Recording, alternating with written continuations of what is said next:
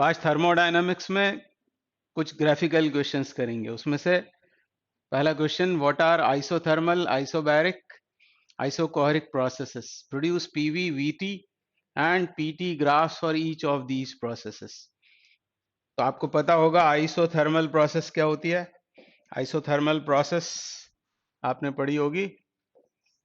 If the state of a system changes in such a way that the temperature of the system remains constant, then the process is said to be an isothermal process. Isothermal process में system का temperature constant बना हुआ रहता है। बहुत सारी आपने उसकी कंडीशंस पढ़ी होंगी, पर आपको ये याद आ जाना चाहिए कि टेम्परेचर होता है कांस्टेंट। फिर ये सब जो हम कर रहे होते हैं डिस्कशन, वो होता है किसी आइडियल गैस के लिए। तो आइडियल गैस इक्वेशन तो आप लगा ही सकते हैं। एन क्या है इसमें, नंबर ऑफ मोल्स, आर क्या है गैस कांस्टेंट, टी है टेम्परेचर, यानी तीनों क्वांटिटीज कांस्टेंट है। यानी आइसोथर्मल प्रोसेस में P इंटू वी, ये प्रोडक्ट कांस्टेंट रहता है। और इसको क्या कहते हैं, आपको याद आया होगा, इसको कहते हैं Boyle's law, P V equals to constant. सबसे पहले हमको आइसोथर्मल प्रोसेस के लिए पीवी डायग्राम बनाना है। तो P प्लॉट करते हैं वाई एक्सिस पर और एक्स एक्सिस पर होता है वॉल्यूम। अब PV is equal to constant. यदि आपने कोऑर्डिनेट ज्योमेट्री पढ़ी हुई है तो आपको पता होगा कि ये PV is equal to constant, ये इक्वेशन मैच होती है रेक्टेंगुलर हाइपरबोला की इक्वेशन के साथ। y पर प्लॉटेड है प्रेशर, वॉल्यूम है x पर प्लॉटेड। ये प्रोडक्ट PV कांस्टेंट मतलब yx कांस्टेंट है, यानी हमको ग्राफ मिलेगा रेक्टेंगुलर हाइपरबोला। रेक्टेंगुलर हाइपरबोला, यदि आप बायो वाले हैं तो इसको याद रखें कि जब भी दो क्वांटिटीज होती हैं इन्वर्सली प्रोपोर्शनल या जिनका प्रोडक्ट कांस्टेंट होता है, ऐसी क्वांटिटीज के बीच यदि हम ग्राफ प्लॉट करेंगे तो हमको मिलता है वो रेक्टेंगुलर हाइपरबोला। ऐसा याद रखें। दिखता कैसा हाइपर रेक्टेंगुलर हाइपरबोला, उसको मैं रेड से बनाता हूं। तो इस तरह का ग्राफ हमको मिलता है। मतलब क्या है कि जब v इंफिनिटी है तो p जीरो है, और जब v जीरो है तो p इंफिनिटी है। मतलब दोनों इन्वर्सली प्रोपोर्शनल है। ऐसा ग्राफ ये कहलाता है रेक्टेंगुलर हाइपरबोला। तो क्या होती है isothermal process? If the state of the system changes in such a way that the temperature of the system remains constant, then the process is said to be isothermal. Iso मतलब same, thermal मतलब temperature. तो T constant था, फिर हमने लगा दी ideal gas equation, PV is equal to NRT। NRT ये तीनों कांस्टेंट्स हैं, यानी PV is equal to constant. और ये क्योंकि मैच होती है yx is equal to constant के साथ, इसलिए ग्राफ मिलेगा हमको रेक्टेंगुलर हाइपरबोला। वो ऐसा दिखाई पड़ता है। अब इसी प्रोसेस के लिए हमको अगला ग्राफ बनाना आइसोबैरिक। आइसो मतलब सेम, और बैरिक क्यों बोल रहे हैं, क्योंकि बार ये प्रेशर की यूनिट होती है। तो आइसोबैरिक से समझ में आ जाना चाहिए कि ऐसी प्रोसेस में प्रेशर कांस्टेंट रहता है। तो अब हमको प्लॉट करना है PT graph for N isothermal process. तो वापस इस ग्राफ पर आते हैं। यहां मैं दो पॉइंट्स कंसिडर करता हूं, इनको क्या कहते हैं, स्टेट्स। ए और बी ये दो स्टेट्स हैं। और एरोहेड यदि ऐसा लगा होता है इस ग्राफ पर तो समझ में आ गया होगा कि आइसोथर्मल एक्सपेंशन है। एरोहेड यदि इस तरफ लगा होता तो वो होता आइसोथर्मल कंप्रेशन। अब मान लो कि ये प्रोसेस हुई है किसी टेम्परेचर T पर, तो A के करस्पॉन्डिंग प्रेशर वॉल्यूम है मान लो P1 V1, और B के करस्पॉन्डिंग है मान लो P2 V2। तो जब ये प्रोसेस होती है तो क्या होता है, कांस्टेंट होता है टेम्परेचर, और प्रेशर का क्या होता है, तो प्रेशर डिक्रीज होता है। ए से बी जब वो सिस्टम जाएगा, स्टेट चेंज होगा, तो प्रेशर डिक्रीज होगा। इस ग्राफ से पता लग रहा है। ए के करस्पॉन्डिंग ये है P1 और बी के करस्पॉन्डिंग इधर होगा P2, यानी टेम्परेचर T कांस्टेंट है और प्रेशर डिक्रीज हो रहा है। यानी ग्राफ कैसा मिलेगा हमको, तो बहुत ही आसान सी बात हुई, ग्राफ हमको मिलेगा स्ट्रेट लाइन। ग्राफ मिलेगा हमको स्ट्रेट लाइन, इस तरह का ग्राफ हमको मिलेगा। और एरो कहाँ मार्क कर देंगे? तो जैसा अभी हमने यहाँ देखा कि कांस्टेंट टेम्परेचर टी पर प्रेशर डिक्रीज हो रहा है, तो इस टेम्परेचर को मान लेते हैं टी, और प्रेशर क्योंकि डिक्रीज हो रहा है तो एरो हेड इधर लगा देंगे, इधर लिख देंगे ए और इधर लिख देंगे बी। तो ये हो गया PT graph, PT graph for an isobaric process. अब तीसरा हमको प्लॉट करना है पीवी, पहले वीटी करना था, कोई बात नहीं, ये वीटी ग्राफ यहां बना देते हैं, बिल्कुल ऐसे ही यहां होगा। इसी ग्राफ में आए और जब स्टेट चेंज होती है फ्रॉम ए टू बी, क्या हो रहा है? टेम्परेचर कांस्टेंट और वॉल्यूम इंक्रीज हो रहा है। इसका मतलब फिर से स्ट्रेट लाइन ड्रॉ करना पड़ेगी हमें। स्ट्रेट लाइन ड्रॉ करेंगे इस तरह की, और कांस्टेंट टेम्परेचर पर वॉल्यूम क्योंकि बढ़ रहा है तो बस इस तरह का एरो लगा देंगे, इधर होगा स्टेट ए और इधर होगा स्टेट बी। तो बहुत ही आसान है। ये हो गए तीनों graphs, PV, VT and PT graphs for an isothermal process. तो जल्दी से रिवाइज करते हैं क्या होती है आइसोथर्मल प्रोसेस। ऐसी प्रोसेस जिसमें टेम्परेचर कांस्टेंट बना रहता है। कैसे करवाते हैं आपको मालूम होगा। आइसोथर्मल प्रोसेस करवाने के लिए वो जो सिलेंडर पिस्टन है उसे कंडक्टिंग होना चाहिए, और इस प्रोसेस को स्लोली परफॉर्म करते हैं ताकि जो हीट प्रोड्यूस होगी वो बाहर से कंपेंसेट हो जाएगी, या जो लॉस आएगा हीट एनर्जी में उसका भी कंपेंसेशन बाहर से हो जाएगा, सराउंडिंग से। तो स्लोली परफॉर्म करते हैं, वो सब आपने पढ़ा ही होगा। अभी तो हम सिर्फ ग्राफ्स की बात कर रहे थे।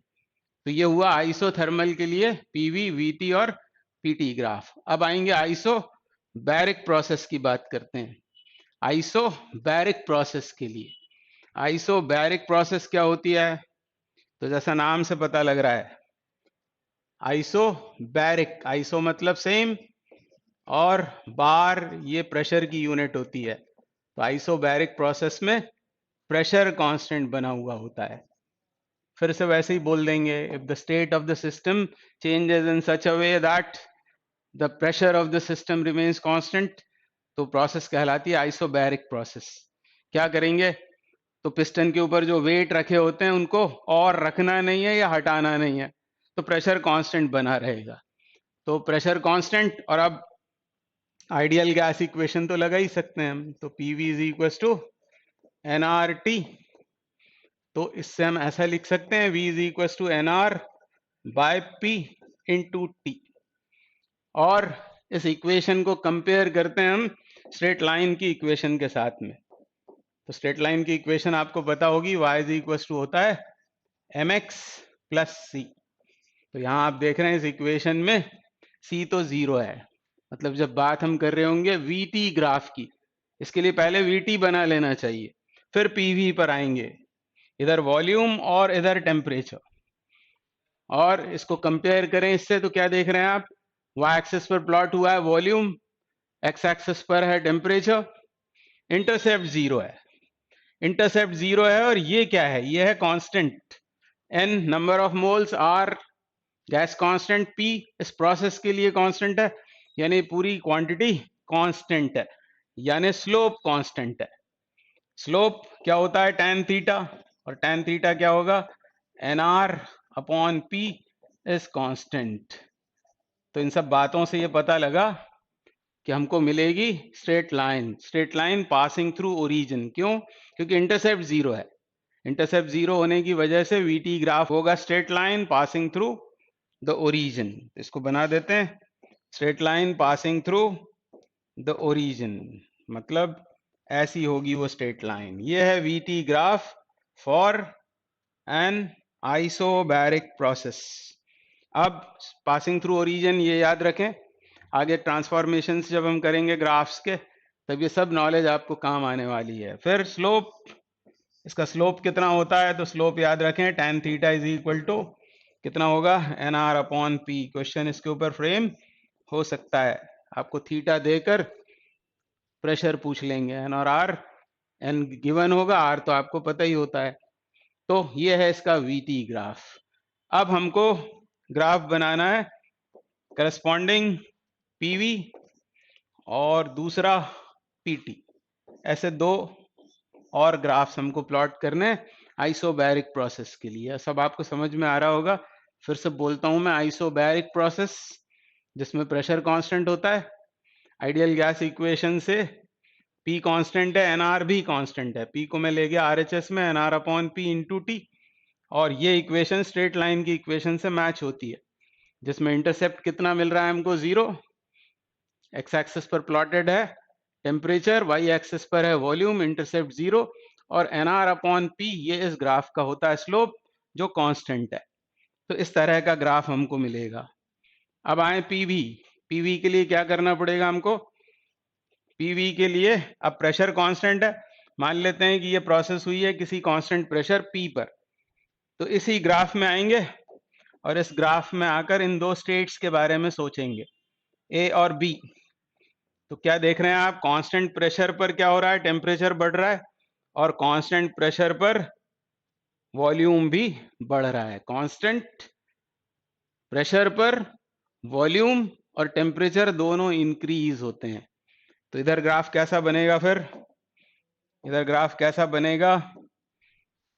कांस्टेंट कांस्टेंट प्रेशर पर वॉल्यूम बढ़ रहा है, कांस्टेंट प्रेशर पर वॉल्यूम बढ़ रहा है, मतलब इस तरह का होगा ग्राफ। ये आप बना सकते हैं लॉजिक से। कांस्टेंट प्रेशर P पर, यह कांस्टेंट प्रेशर P, और यहां क्या देख रहे हैं आप? ये वॉल्यूम इंक्रीज हो रहा है। तो ऐसा आएगा ग्राफ, कांस्टेंट प्रेशर पर वॉल्यूम इंक्रीज हो रहा है। और यहां पर क्या हो रहा है? यहाँ कांस्टेंट प्रेशर पर टेम्परेचर का क्या हो रहा है? तो वो भी इंक्रीज हो रहा है। कांस्टेंट प्रेशर पर टेम्परेचर इंक्रीज हो रहा है, मतलब फिर से ऐसी आएगी straight line parallel to X axis, ठीक है ना, पैरेलल टू एक्स एक्सिस, ऐसा ग्राफ बन जाएगा। इन सब बातों को आप ध्यान से सुनिए, आगे सब काम आती हैं हमको। ऐसा ग्राफ हो जाएगा। तो ये हो गए इनके ग्राफ किसी आइसोबैरिक प्रोसेस के। आगे बढ़ते हैं, अब करेंगे आइसो कोहरिक प्रोसेस में ये तीनों कैसे मिलने वाले हैं। आइसो कोहरिक को और क्या कहते हैं? आइसोमीट्रिक, आइसोमेट्रिक भी बोलते हैं। आइसो मतलब सेम, आइसो वॉल्यूमेट्रिक भी बोलते हैं। कई सारे नाम है इसके। आइसो कोहरिक प्रोसेस, तो आइसो कोहरिक सुनते ही से क्या समझ में आ गया आपको कि वॉल्यूम कांस्टेंट है। और फिर से लगा देंगे अब हम कौन सी equation? PV is equal to NRT, और क्योंकि यहाँ वॉल्यूम कांस्टेंट है तो वॉल्यूम को ले जाते हैं RHS में, तो ऐसी बन जाएगी इक्वेशन। NR बाय V ये कांस्टेंट हो जाएगा, और ये मैच हो रही है किसी स्ट्रेट लाइन की इक्वेशन से, y is equal to mx plus c। तो इसमें x कोऑर्डिनेट कौन है? टेम्परेचर। y कोऑर्डिनेट है प्रेशर, और स्लोप कितना है? स्लोप है NR बाय V। तो सब बातें यहाँ समझ में आ गई होंगी आपको। कौन कौन सी बातें? कि स्ट्रेट लाइन मिलेगी जब हम किन 2 वेरिएबल्स के बीच ग्राफ प्लॉट करेंगे? प्रेशर और टेम्परेचर के बीच। प्रेशर टेम्परेचर के बीच यदि ग्राफ प्लॉट करेंगे तो वो हमको कैसा मिलेगा? Straight line. P क्योंकि डायरेक्टली प्रोपोर्शनल टू T है, और इसे कहते क्या है? तो आपको पता होगा, इसको कहते हैं गैलूसेक लॉ। गैलूसेक लॉ, है ना, या चार्ल्स प्रेशर लॉ भी कहते हैं इसे। तो यहाँ पर मुझे यहाँ लिख देना चाहिए था कि जैसे यहाँ पर क्या मिला था हमको जब हम बात कर रहे थे आइसोबैरिक प्रोसेस की, तो आइसोबैरिक प्रोसेस में V प्रोपोर्शनल टू T मिला हमें, और इसको क्या कहते हैं? Charles law. Charles law. तो आइसोथर्मल प्रोसेस में बॉयल्स लॉ ओबे होता है, आइसोबैरिक प्रोसेस में चार्ल्स लॉ, और आइसोकोरिक प्रोसेस में गैलूसेक लॉ या चार्ल्स प्रेशर लॉ ओबे होता है। बिल्कुल ऐसे ही यहां चल रहा है सब कुछ। तो P प्रोपोर्शनल टू T, यानी P versus T graph, PT graph यदि प्लॉट करेंगे, PT ग्राफ, तो PT ग्राफ हमको मिलेगा straight line passing through the origin. ये इंपॉर्टेंट है, ये इंपॉर्टेंट है। ये होगा इसका PT ग्राफ, और इसका स्लोप क्या बतलाएगा? तो इसका स्लोप tan थीटा ये हो जाएगा NR by V। Constant volume पर टेम्परेचर बढ़ाने पर प्रेशर भी बढ़ रहा है, ऐसा बोल सकते हैं हम। तो ये हो गया पीटी ग्राफ। अब चाहिए मान लो हमको PV graph, P versus V. तो वापस इस ग्राफ पर आकर सोचेंगे, कांस्टेंट वॉल्यूम वी, यदि स्टेट ए से स्टेट बी जाते हैं मान लो, तो क्या होता है, देखो आप क्या हो रहा है, वॉल्यूम तो कांस्टेंट है पर टेम्परेचर भी बढ़ रहा है और प्रेशर भी बढ़ रहा है। तो ग्राफ कैसा होगा फिर, यदि पीवी ग्राफ यदि प्लॉट करना होगा हमें, पीवी ग्राफ तो कैसा होगा, कांस्टेंट वॉल्यूम पर प्रेशर इंक्रीज हो रहा है, मतलब बस ऐसी लाइन ड्रॉ करके और ऊपर एरो मार्क कर देंगे, ये होगा ए, स्टेट ए, ये होगा स्टेट बी। तो ये होगा इसका पीवी डायग्राम। और यदि अब प्लॉट करना है आपको वॉल्यूम वर्सेस टेम्परेचर ग्राफ, तो क्या देख रहे हैं आप इसमें भी, इसमें क्या देख रहे हैं, वॉल्यूम कांस्टेंट है और टेम्परेचर बढ़ रहा है। तो कैसा होगा ग्राफ, वॉल्यूम कांस्टेंट, कांस्टेंट करना है हमें वॉल्यूम को, तो इस तरह का ग्राफ बन जाएगा, वॉल्यूम कांस्टेंट और टेम्परेचर इंक्रीज हो रहा है। तो आप लॉजिक से इस तरह तीनों प्रोसेसेस के लिए PV, VT, PT graphs draw कर सकते हैं, ये आगे बहुत काम आते हैं हमें। आगे बढ़ेंगे, अगला क्वेश्चन करेंगे। तो क्या है question, figure represents two isothermals at T1 and T2 for a given mass of an ideal gas. Find relation between T1 and T2. ये जो ग्राफ बने हैं आप समझ रहे होंगे कि ये रेक्टेंगुलर हाइपरबोला हैं। दोनों ग्राफ्स कैसे हैं, रेक्टेंगुलर हाइपरबोला। तो PV indicator diagram rectangular hyperbola हमको कब मिलता है, जब प्रोसेस कौन सी होती है, आइसोथर्मल। यदि यह नहीं भी बोला होता तो हम समझ जाते हैं कि आइसोथर्मल प्रोसेसेस हैं किसी आइडियल गैस जिसका मास हमको गिवन है। उस आइडियल गैस के लिए ये दो आइसोथर्म्स ड्रॉ कर रखे हैं, इनको आइसोथर्म्स कहते हैं। हमको बताना है T1 T2 में रिलेशन, मतलब कौन सा टेम्परेचर ज्यादा है कौन सा कम है, ये हमको बताना है। तो ये रेक्टेंगुलर हाइपरबोला है क्योंकि, यानी वाई एक्स कैसा होगा, कांस्टेंट, ये रेक्टेंगुलर हाइपरबोला की इक्वेशन। अब यहाँ y में क्या प्लॉट किया हुआ है, p, और x में प्लॉटेड है v, यानी pv is equal to constant. ये डायरेक्टली भी आपको याद आ जाता, जैसे ही आपने सुना आइसोथर्मल प्रोसेस, मतलब pv is equal to constant. अब आएंगे आइडियल गैस इक्वेशन में, pv is equal to nRT। अब बात किसकी करनी है हमें, टेम्परेचर की। तो इसको आप स्टार्ट करते हैं यहां से, pv upon nr, given mass of gas बोला यानी n कांस्टेंट है, r is universal gas constant, ये दोनों कांस्टेंट्स हो गए, यानी T प्रोपोर्शनल टू pv, जिसके लिए भी ये प्रोडक्ट ज्यादा होगा, जिस आइसोथर्म के लिए उसका टेम्परेचर ज्यादा होगा। तो क्या करेंगे हम, किसी एक को, P को या V को कॉमन कर लेंगे, कांस्टेंट बना लेंगे दोनों आइसोथर्म्स के लिए। जैसे यहाँ V हमने कंसिडर किया वॉल्यूम कोई सा, और फिर एक वर्टिकल लाइन और दो हॉरिजॉन्टल लाइंस ड्रॉ की, मतलब इस आइसोथर्म T1 के लिए, T1 के लिए वॉल्यूम V और प्रेशर P1 है, और T2 के लिए वॉल्यूम फिर से V, प्रेशर है P2, यानी इसको हमने कर लिया कांस्टेंट एक तरह से। इसका मतलब T प्रोपोर्शनल टू P हो गया, और साफ तौर पर आप देख रहे हैं कि P2 is greater than P1, इसका मतलब T2 is greater than T1। बाद में ये फैक्ट आपको याद हो जाएगा। हमेशा याद रखो कि जो ऊपर वाला होता है आइसोथर्म, उसका टेम्परेचर ज्यादा होता है, यानी हमारा आंसर है T2 ग्रेटर देन T1। ये इस क्वेश्चन का आंसर हुआ। अगला क्या बोल रहे हैं, figure shows two isobaric processes.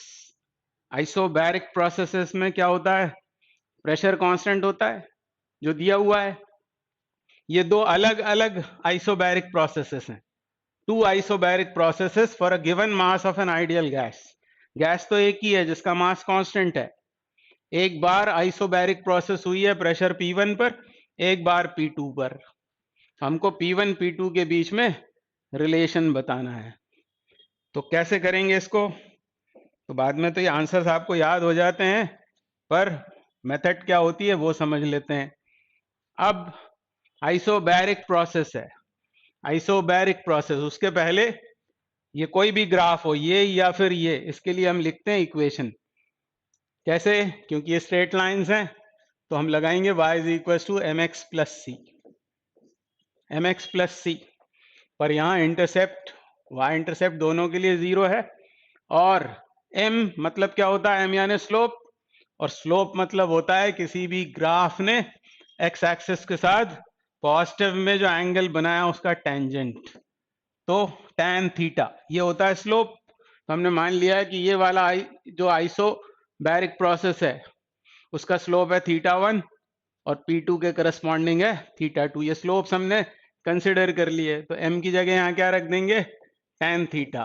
और x मतलब जो क्वांटिटी x एक्सिस पर प्लॉटेड है, कौन है वो? t, और y एक्सिस पर प्लॉटेड है v, यानी v इज इक्वल टू हो गया tan थीटा इंटू टी। पहला काम तो हमको ये करना था, v is equal to tan theta into T. अब बताना किसके बारे में हमें? प्रेशर्स के बारे में, कौन सा ज्यादा है, P1 ज्यादा है या P2 ज्यादा है? तो हम लिखेंगे ideal gas equation, PV is equal to nRT। हमको प्रेशर के बारे में बताना है, तो ये हो गया nRT बाय V, और V की जगह ये सब्सटीट्यूट कर देंगे tan theta into T. T cancel out हो जाएगा, nR अपॉन tan थीटा। दोनों गैसेस कैसी हैं? सेम मास की हैं, given mass of an ideal gas. तो ये क्वांटिटी कांस्टेंट होकर प्रेशर और tan थीटा में क्या रिलेशन हो गया? Inversely proportional.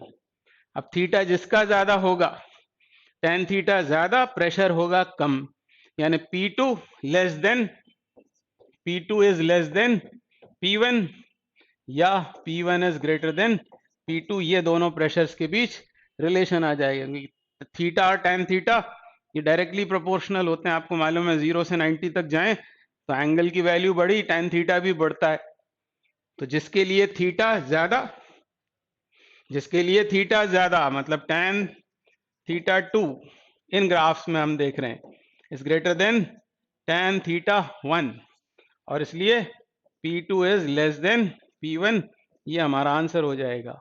तो इस तरह इसको सॉल्व करते हैं। वो बात अलग है कि आगे जाके आपको ये आंसर सी रट जाए, पर फिर भी हमको ऐसा गैसिंग नहीं करना चाहिए, बहुत जल्दी उसको सॉल्व किया जा सकता है। क्या किया? जैसे इस वाले क्वेश्चन में हमको दिया हुआ था VT ग्राफ, हमसे पूछ रहे थे कि इन दोनों प्रेशर्स में क्या रिलेशन है। तो हमने क्या किया? हमने देखा कि ये दोनों स्ट्रेट लाइंस हैं, तो स्ट्रेट लाइन की इक्वेशन लिख ली। डायरेक्ट आप लिख सकते हो V is equal to tan theta into T, direct यहाँ आ सकते हो इस इक्वेशन पर, और फिर आइडियल गैस इक्वेशन लगा दी। बताना किसके बारे में? प्रेशर के बारे में। तो P is equal to nRT by V की जगह ये सब्सटीट्यूट करेंगे, T कैंसिल करेंगे, इस रिलेशन पर आओगे, और फिर थोड़ा सोचना है कि थीटा किसका ज्यादा किसका कम है। हो सकता है इनकी वैल्यूज देकर आपको इसका रेशो पूछ लें किसी क्वेश्चन में। तो यहां तक आना है तो आप आंसर तक पहुंच जाओगे। नेक्स्ट क्वेश्चन करते हैं। बिल्कुल उसी तरह का क्वेश्चन है, बस अब ये आइसोकोरिक प्रोसेसेस हैं। Figure shows two isochoric processes for a given mass of an ideal gas at volumes V1 and V2, then find relation between V1 and V2। अब कम स्टेप्स में करेंगे हम काम। क्या लिख लें? P is equal to tan theta into T. जैसे आपने देखा कि ये स्ट्रेट लाइंस हैं, तो ये लिख लिया आपने स्ट्रेट लाइन की इक्वेशन से, y is equal to M X plus C से c 0 है, तो ये स्टेप 1 हो गई। फिर बताना किसके बारे में? वॉल्यूम के बारे में। तो PV इज इक्वल टू होता है nRT, तो nRT बाय P, P की जगह ये सब्सटीट्यूट कर दिया, T कैंसिल हो गया, T कैंसिल आउट हो जाएगा, nR कांस्टेंट है, यानी V is inversely proportional to tangent of theta. अब थीटा 2 क्योंकि कैसा है? ग्रेटर देन थीटा 1, तो tan थीटा 2 भी ग्रेटर देन tan थीटा 1 होगा, पर वॉल्यूम के साथ है इसका इनवर्स रिलेशन, यानी V2 is less than V1। तो ये इस क्वेश्चन का आंसर हो जाएगा। अब आप देख रहे हो कि आप V2 कैसा आया? V2 है लेस देन V1। पिछले सवाल में क्या हुआ था? P2 less than P1। अच्छा ऐसा ही होता है क्या? तो बहुत अच्छी बात है, जो ऊपर होगा वो कम होगा, ऐसे याद कर सकते हैं चाहें तो आप, और नहीं तो फिर मेथड से भी जाएंगे तो भी टाइम लगता नहीं है। तो ये हुआ क्वेश्चन। अगला क्वेश्चन करेंगे। From the graph for N ideal gas find relation between M1 and M2। ये एक ही आइडियल गैस के दो मासेस लेकर सेम टेम्परेचर पर, मतलब कांस्टेंट टेम्परेचर T पर, दोनों के लिए हमने आइसोथर्म्स यहां प्लॉट किए हुए हैं। Relation between P and V। हमको बताना है M1 M2 में से कौन ज्यादा या कौन कम है। तो क्या सोचेंगे, क्योंकि ये रेक्टेंगुलर हाइपरबोला हैं दोनों, आइसोथर्म्स हैं, इसका मतलब PV ये कांस्टेंट है, पहली बात। फिर आइडियल गैस इक्वेशन से क्या लिख सकते हैं, PV is equal to nRT, और N मतलब नंबर ऑफ मोल्स, वो क्या होगा, given mass upon molecular mass into RT, ऐसा हो जाएगा। अब R ये गैस कांस्टेंट, T दोनों के टेम्परेचर्स कैसे हैं, सेम है। बस हमने एक ही आइडियल गैस को एक बार मास उसका लिया M1, एक बार मास उसका लिया M2, तो T कांस्टेंट है। कैपिटल M मॉलिक्यूलर मास भी कांस्टेंट रहेगा, तो PV प्रोपोर्शनल टू M हो गया। हमको M के बारे में बतलाना है। अब क्या करेंगे, जैसा हमने पिछले क्वेश्चन में किया था, V सेम कर लेंगे दोनों के लिए। मान लो ये है V, इस V के लिए P1 और P2 में रिलेशन निकालेंगे। इस V के लिए हम देख रहे हैं P1 कैसा है, P1 is less than P2, तो M1 लेस देन M2 हो जाएगा। हमने V को सेम बना लिया है, फिर P और M में रिलेशन निकाल लेंगे, क्योंकि P1 कम है P2 से, तो M1 कम होगा M2 से, यानी M2 ज्यादा है, ये वाला मास ज्यादा है। तो अब इसको रट सकते हैं, उधर भी ऐसे ही हुआ था शायद, टेम्परेचर ज्यादा होता है, ऐसे ऐसे जाते जाते हैं तो टेम्परेचर बढ़ता जाता है, वैसे ही यहाँ हो गया M2 ज्यादा होगा। इस क्वेश्चन का आंसर हो गया। अगला क्वेश्चन क्या बोल रहे हैं, figure shows PT graph for the given mass of an ideal gas, find relation between M1 and M2। फिर से मासेस में रिलेशन पूछा हुआ है, कांस्टेंट वॉल्यूम पर प्रेशर और टेम्परेचर में वेरिएशन हमको दिया हुआ है। तो फिर वही करेंगे हम, ग्राफ को देखते ही से y is equal to mx, ये मान लेते हैं θ1 है स्लोप, ये है θ2, क्या लिखेंगे, P is equal to mx,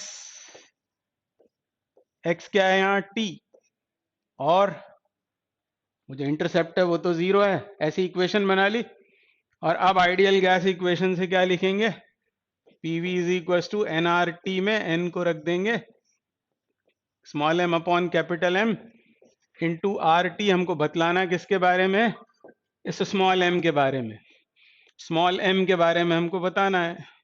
तो स्मॉल m को क्या लिख लें, PV M अपॉन RT, उसके पहले P को यहाँ सब्सटीट्यूट कर देना चाहिए था, तो P होगा tan थीटा इंटू T, फिर क्या, फिर V, फिर M, R और T, ये सब नहीं करना था आपको, इसको पहले ही हटा देना चाहिए था। R को भी M को भी, एक ही गैस है, M constant R constant, T cancel out, तो M और V भी कांस्टेंट है, तो बस M proportional to tan theta हो गया ना, M proportional to tan theta हो गया।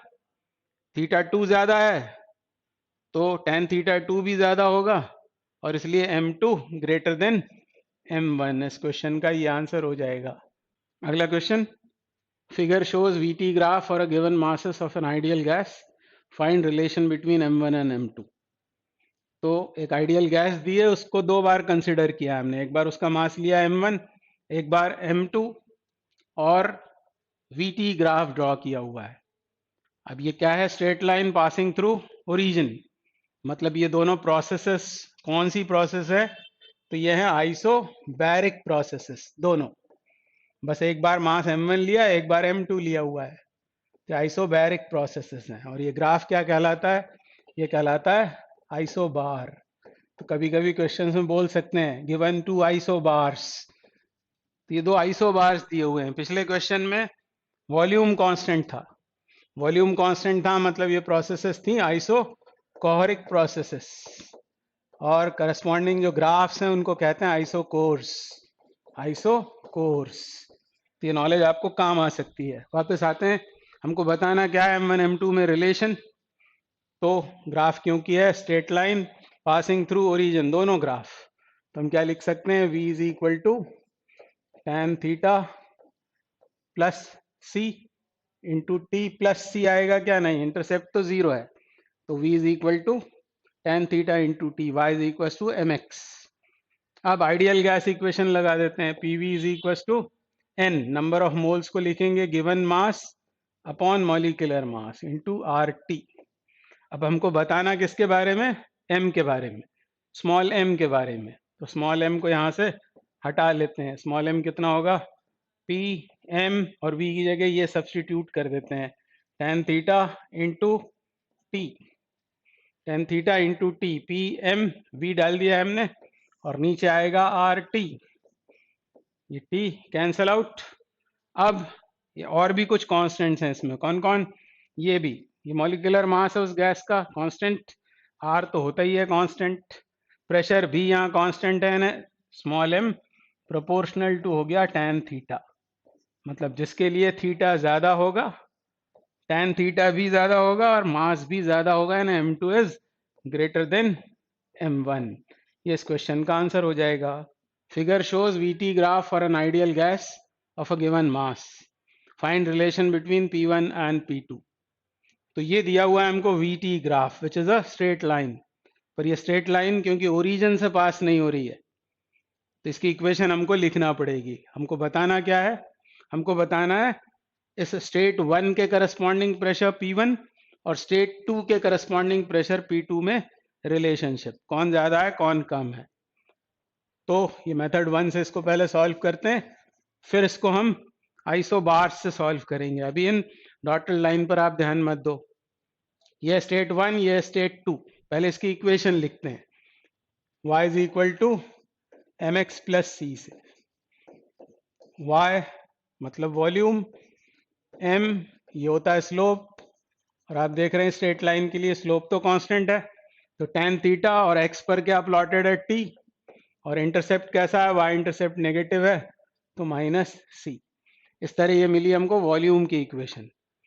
अब हमको चाहिए क्या है? हमको प्रेशर के बीच रिलेशन चाहिए इन दो स्टेट्स के करस्पॉन्डिंग। तो आइडियल गैस इक्वेशन से P इज इक्वल टू क्या लिखेंगे? nRT बाय V, और V की जगह इसको सब्स्टिट्यूट कर देते हैं tan theta into T minus C. और अब ये जो न्यूमरेटर का t है इसको ले जाते हैं डिनोमिनेटर में। तो nr अपॉन यहाँ क्या आएगा? tan थीटा माइनस सी अपॉन टी। ऐसी इक्वेशन बनेगी प्रेशर के लिए। अब यहाँ क्या क्या कांस्टेंट्स हैं? तो गिवन मास मतलब n कांस्टेंट हो गया, r कांस्टेंट है, tan थीटा कांस्टेंट, c भी कांस्टेंट है। वेरिएबल्स हैं सिर्फ p और t, इन्हीं को बस हमको कंपेयर करना पड़ेगा। तो अब देखो स्टेट 1 के करस्पॉन्डिंग यहाँ होगा टेम्परेचर T1 और ये होगा T2। तो साफ तौर पर T1 कैसा है? T1 is less than T2। तो T1 यदि यहाँ सब्स्टिट्यूट करोगे लेसर क्वांटिटी, तो ये ग्रेटर होगी, लार्जर होगी। और tan थीटा जो कांस्टेंट है उसमें से लार्जर क्वांटिटी यदि सब्ट्रैक्ट हो रही है तो ये आएगा स्मॉलर, तो ये हो जाएगा लार्जर। मतलब T1 जब यहाँ सब्स्टिट्यूट करेंगे तो T1 के करस्पॉन्डिंग जो प्रेशर होगा मतलब ही P1 वो कैसा होगा? Greater than P2। एक तरीका ये है इसको सॉल्व करने का। दूसरा तरीका क्या है कि हमने यहाँ पर ये 1 और 2 से पास होने वाली दो लाइंस ड्रॉ कर दी हैं, ये जो डॉटेड से दिखाई हुई हैं ये एक्चुअली हैं आइसोबार्स। इसके करस्पॉन्डिंग प्रेशर है P1, क्योंकि अब ये ओरिजिन से पास हो रही है। कांस्टेंट प्रेशर P1 पर ड्रॉ किया हुआ ये एक आइसोबार है, और ये प्रेशर P2 पर ड्रॉ किया हुआ दूसरा आइसोबार। ये दो आइसोबार्स हो गए। और यदि ये आइसो बार्स हैं और 1 लाई कर रहा है P1 पर और 2 लाई कर रहा है P2 पर, तो उनके बीच रिलेशन आ जाएगा P1 P2 के बीच में। तो ये है मेथड 2।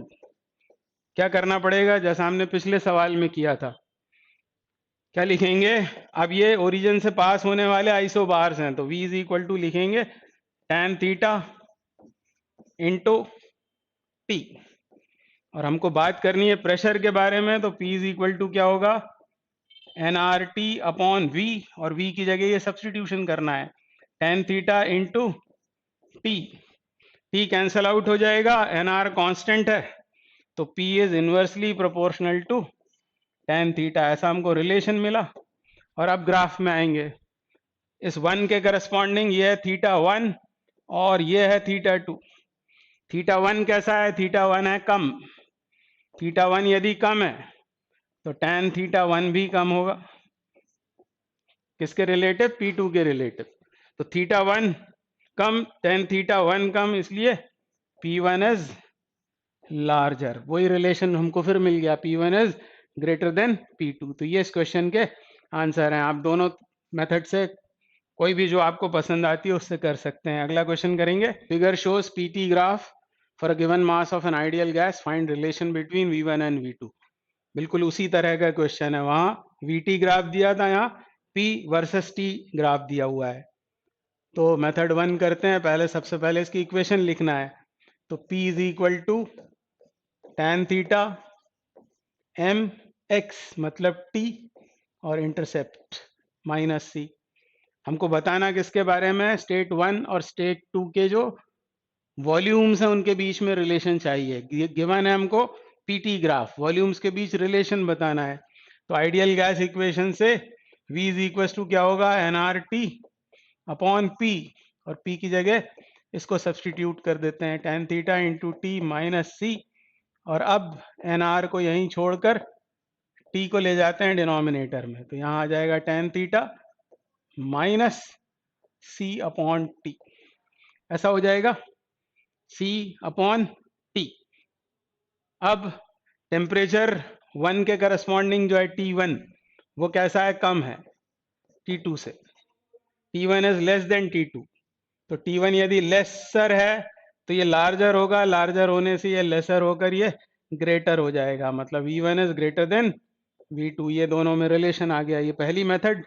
दूसरी मेथड में हम क्या करते हैं, दूसरी मेथड में हम यहां ड्रॉ कर लेंगे आइसो कोर्स, ये एक आइसो कोर हो गया, और दूसरा ये एक आइसो कोर ड्रॉ कर लेंगे।